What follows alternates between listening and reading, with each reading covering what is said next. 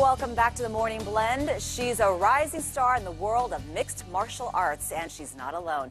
Jillian Lybarger and her twin sister Joscelyn are an unstoppable powerhouse. In fact, Jillian is gearing up for the Tough Enough Feisty Brawl tomorrow at South Point. Here with all the details, Jillian herself, along with Chris Irwin, her manager and personal trainer for cancer patients. Good morning to both of you and welcome. Good morning. Jillian, let's start with you first. You have a fight tomorrow. Who are you in the cage with? I do. I'll be fighting Stephanie Gonzalez at 125 for my last amateur fight for Tough Enough. Are you geared up for this? Is this super exciting for you? I'm excited. Her and I have some bad beef. I missed weight on a 115 fight. She wanted to fight for my belt, and I missed weight, so she's going up to 125 to fight me. So it's pretty exciting. And you're ready? I do. I feel really good. I had a strong fight camp, and I feel really good. How did you and your sister get into this sport? I lived in Arizona. Excuse me. I was in the police academy for Phoenix Police, and I was driving down the street, and I saw these guys doing a crazy workout. So I pulled over. I said, "What are you guys doing?" He said, "Training for a fight." I said, "What do you mean a fight?" I mean, I knew of the UFC, but not all these other small shows around the world. He's like, "Why don't you come back tomorrow and you can train with us?" And I said, "Okay."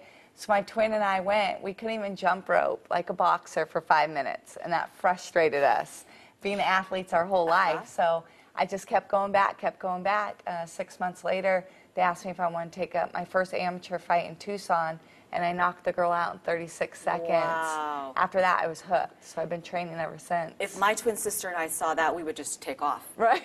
You guys took it as a challenge. Yeah, that we is did. Amazing. Who is tougher? Would you say you or your twin? Oh, man. I don't know. It's who's ever fired up and whose day. She pushes my buttons. I don't know. It could get interesting. And, well, besides your work in the ring and your training for that mentally and physically, you also do a lot of things outside of the ring with Autism Speaks and It Ain't Chemo. Tell us about that. I got involved with It Ain't Chemo almost 3 years ago through Ryan Couture. My mom was battling cancer, and my twin and I wanted to reach out to sponsors and companies that actually have a meaning. And that's what my twin and I would gear towards. We're going to put our logo on something, but we want it to have a meaning. So we found It Ain't Chemo, and we're ambassadors for them. What we do is do workouts with cancer warriors around the valley and stuff like that, and fun stuff. And then also Autism Speaks. My partner and I, our son Phoenix is 4, and he's autistic. So I help out where I can. They are one of my sponsors. I volunteer my time doing the walk, raising funds for awareness and all that. Just trying staying busy and positive. You really get involved. And Chris, you are Jill's manager. How did you get involved in this sport?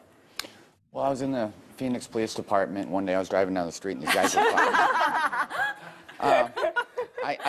I got involved in the sport years ago by just being asked to sponsor fighters, and it started with Brian Stan, who's a Marine, and he's in the UFC, but at the time he was in the WEC, and it started snowballing from there, and I met the Lybargers through It Ain't Chemo, and Well, because you have a personal story with this too. You were just recently diagnosed with cancer. I did. I was diagnosed with head and neck cancer, and I've overcome it, and I'm clear now. I'm in what's called remission, and so what I'm trying to do now, along with working with Jillian, It Ain't Chemo, and organizations like that, is I'm trying to also help cancer patients via exercising and nutrition. Yeah, and a lot of folks know you from the gun store, but your personal background is in personal training too. Correct. So you have a message out there, and you want to help people who are going through cancer, just like yourself. I personally believe there's a very strong correlation between exercising and fighting cancer.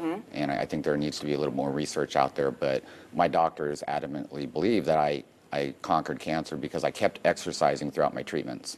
So what I'm trying to do now is put that out there to help people, and even if they just need somebody to meet them and walk around the block, but if you're going through treatment, you got to move your body. And even if anybody just wants any help or advice, not fighting cancer, if they're just looking to get in better shape, Sean, I'm there to help people. So. Let's whip Sean into shape, okay? Let's do it. Is that bread for him? No, that bread's for me. Okay. Okay, we've got to go. Thank you so much. Congratulations on your fight tomorrow. Thank you. And obviously, Chris, we can contact you if we want more information as well. Yes, please. All right. You can see Jillian at the Tough Enough Feisty Brawl tomorrow at South Point Arena. There will be free beer tastings, gourmet food trucks, and live entertainment. For tickets, go to the information on on your screen. To learn more about Chris's work as a personal coach for cancer patients and check out his work with Sean very soon, go to cancercoachchris.com. He's also on Twitter. Sean, over to you.